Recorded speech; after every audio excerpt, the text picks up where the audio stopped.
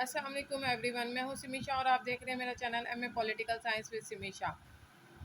जैसे कि मैं ये सीरीज़ स्टार्ट की हुई है हरफ आगाज़ और हासिल कलाम के हवाले से, तो ये देखें कि मैं अफलातून के आज 4 नंबर का पॉइंट है अफलातून का तालीमी निज़ाम।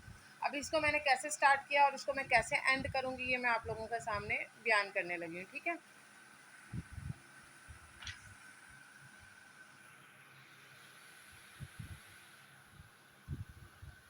हरफ आगाज़ कर रही हूँ अफलातून का तालीमी निज़ाम।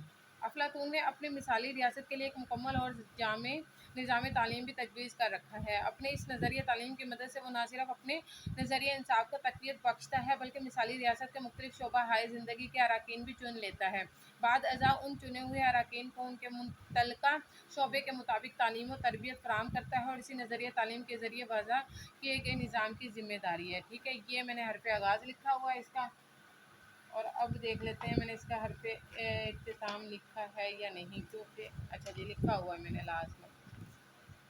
अब आ जाते हैं इसका हासिल कलाम। ठीक है, अफलातून ने सायार अफलातून ने अपने तालीमी निज़ाम को अल-जमहूरिया द रिपब्लिक में पेश किया, जिसमें उसने तालीम का शोबा रियासत को कंट्रोल में दे दिया, क्योंकि तालीम शहरियों में इंसाफ को फ़रोग़ देती है और उनको अपने फ़राइज़ सर अंजाम देने के काबिल बनाती है। तालीम का मकसद अच्छाई हासिल करना है।